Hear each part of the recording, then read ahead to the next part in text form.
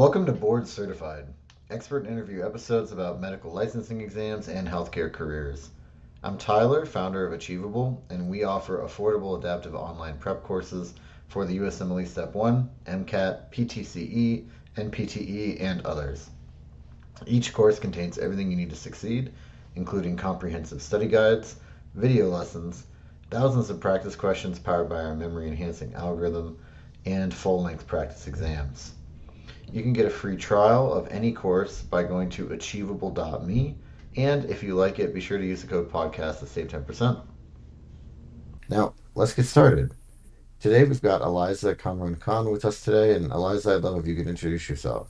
All right, hello everybody. So I'm Aliza Kamran Khan, and I'm an USMLE instructor of anatomy, as well as I'm a scientific committee board member in one of the United Nations projects. So here I am today with Tyler York. So yes, hello. Yeah, nice to meet you today. And today we're going to be talking about one of the most high yield sections on the USMLE Step 1, and also one of the ones that trips people up the most, which is anatomy. Mm-hmm. So I'd love to start things off by just talking about, on the USMLE Step 1, what are the high yield topics within anatomy that you need to know? All right, like teaching anatomy, like a USMLE for a couple of years of my students, I would always like recommend them to just have the topics like some of the highest yield topics for SAT 1 would include neuroanatomy. And in that, you could just like the cranial nerves, their functions, like retrocaudal, brainstem. Alongside, you could just take musculoskeletal anatomy, like a muscle and nerve innervation, joint movements. Additionally, we could just add some of the topics like that of cardiovascular, respiratory, and abdominal anatomy is considered to be the most crucial ones to be tested or focus on. And you could say that the anatomy of the head and neck, innervations of the limbs, like these are some of the topics that are considered to be the most high yield because they just somehow make a sneaky or tricky questions for the student to just juggle up with. So it's really important to just make your skills better improve in such areas, and that would definitely give you a good score at USML. Yeah. And let's dig in a little bit on that. How should students approach studying these topics like neuroanatomy that are considered pretty challenging? Well, I believe that generally, if we are going to talk about neuroanatomy, so it's not an easy topic to study for sure. But yeah, to make it less difficult, we need to just focus on a structured approach, like that combines your textbooks with diagrams, like a clinical correlations. You could say cadaver dissection if available. I would always recommend my students that like neuroanatomy is something that you need to connect it with the real world. How? By indulging yourself into activities like using flashcards, right? Or like you can say quizzing yourself again and again. So these are some of the things that would help you to retain the knowledge of neuroanatomy. Apart from that, like a lot of students, they would think that neuroanatomy is something to memorize. So I would say that that's not the key, I'm afraid. Taking the concept of the topic is the major key or a success story. So I would suggest you to just have some activities and you're all set to go. Yeah.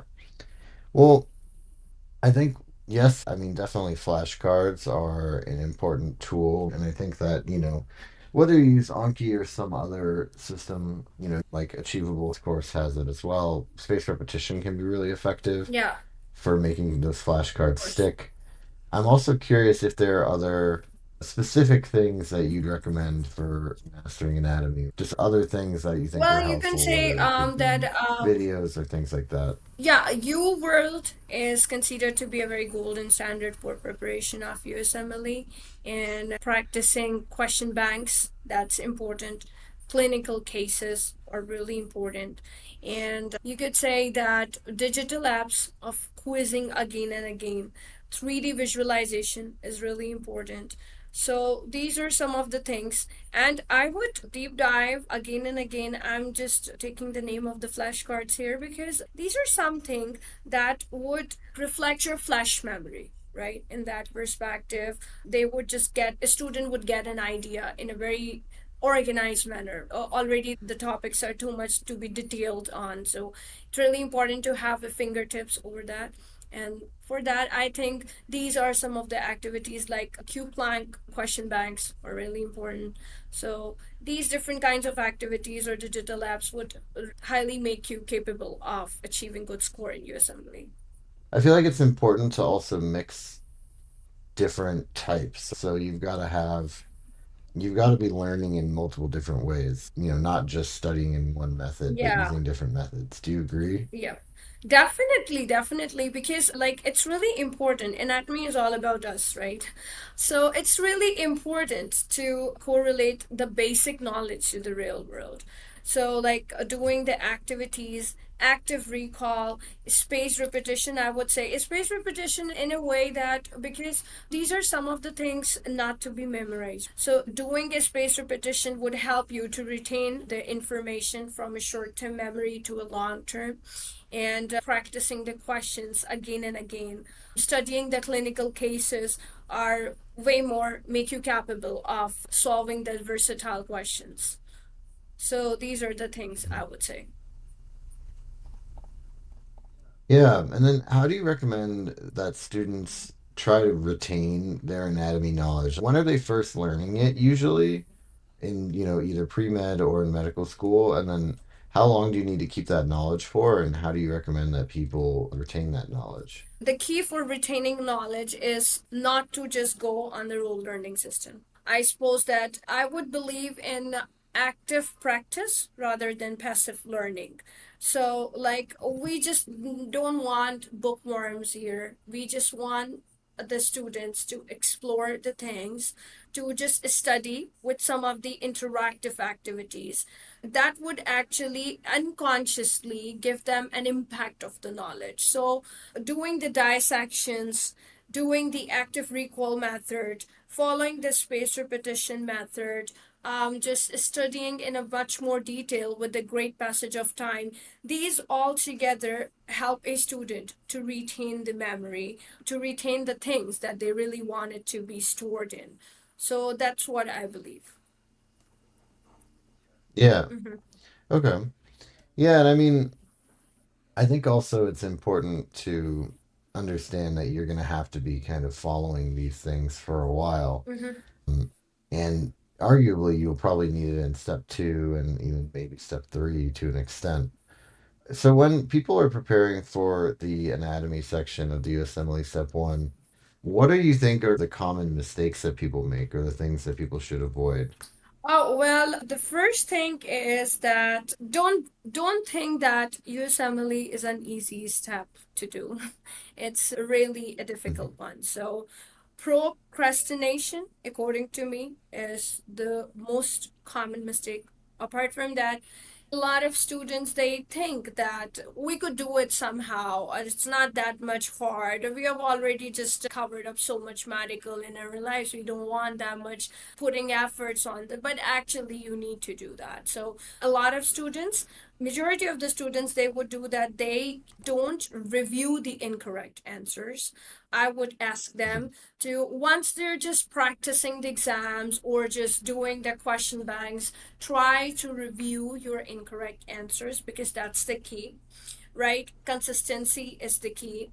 A lot of students they are just too heavily relying on memorization rather than grasping the concept from the topic. So I would recommend them not to follow that and try to allot as much time as you can. A lot of students they don't just give enough time and thinking that we can do it somehow, but definitely not, because what USMLE is, it's basically emphasizing the application of knowledge to clinical scenarios. So, in that perspective, we need to just prepare ourselves with these things rather to just make these common mistakes again and again and getting a lower score. Right. Well, I mean, improving on what you've gotten wrong is definitely important, right? But I think there's also setting a good foundation. So how do you set up your study for success? How do you make sure that you're going to do it the right way the first time so that you get a good score? Okay, for getting a good score, first we need what I think that students need to just set their target first, what scores they wanted to get, and for that they need to just invest plenty of time in the preparation. Like a first aid for USMLE, they need to just have some of the, I would say, practicals or exams, practice exams that would actually help them to familiarize with the pattern of the USMLE. And they don't need to get a rush and put as much activities as they can solve. So these are some of the things that would help them to target a better score.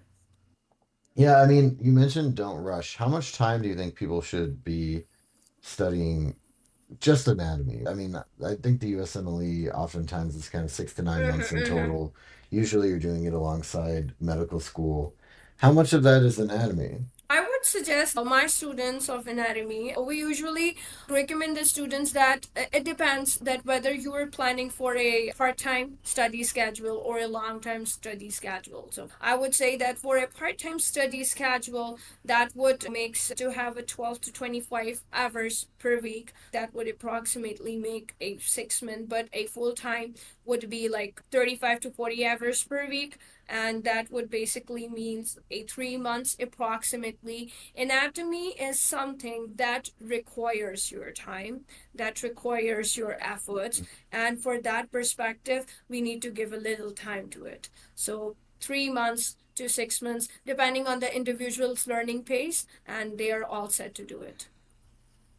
Would you say that, like, Great. is it better to space out that studying of the 3 months within the 6 to 9? Or is it better to just kind of like, okay, I know my stuff in the first 3 months, I can move on to other topics?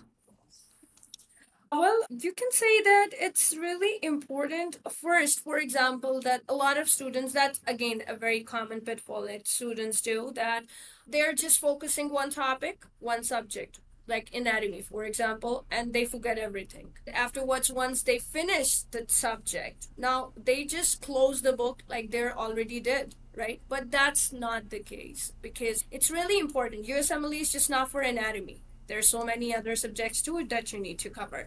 I would suggest the students to make themselves versatile because already the exams wants them to do so. So it's really important to just give a plenty of time to every subject together, Mm-hmm. dividing the days or dividing the weeks and just reviewing them again and again. Review is the key. So in that perspective, they would be able to get a good score. Yeah. Mhm.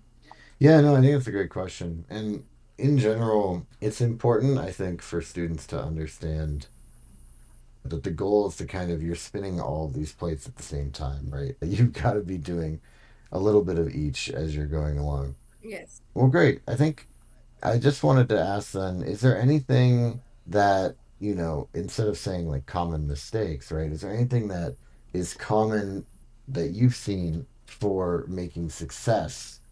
What's common or what are the common things that people do right that make them more likely to succeed on the USMLE Step 1 in general, but also this section specifically? Consistency and self focus and a lot of motivation, because somehow the students, like my students, for example, I'm giving you the example that a lot of students, they're already taking the preparation for the intended dates, is still having a self-doubt that we cannot do it, right? So once you're preparing everything, so you need to prepare yourself too by giving the things out. So that's really important, not to get into the self-doubt and believe in yourself. Be consistent with whatever you're doing, and practice makes the man perfect, and that's exactly what USMLE wants. Practice makes the man perfect, so that's really important, and otherwise you can do it. Great. Is there anything else that we haven't covered yet that you'd want to make sure that you tell people or that we include in this episode? Oh, definitely. I would say that a little message to everybody here that I have seen a lot of students crying like hell that they couldn't make it. Some of the students in a very cherished movement that they have achieved what they have dreamed for. I would say that whenever you're taking it, take it seriously. Do not distract yourself. Be consistent. Don't be procrastinated during the whole procedure, and otherwise you're going to definitely achieve what you're targeting. Flashcards are really important. That's my key to success for USMLE. So that is the main reason why I always recommend my students to do the flashcards, to have the flashcards again and again, because these are some of my tips that I have experimented on me, and fortunately I've achieved it. So best of luck. Yeah. Yeah, thank you so much. Thank you. This has been Board Certified, hosted by Tyler and Cassandra from Achievable with Aliza Kamran Khan. Thank you so And much. Achievable has a great online course for the USMLE Step 1, MCAT, PTCE, and NPTE. You can try them out for free at achievable.me.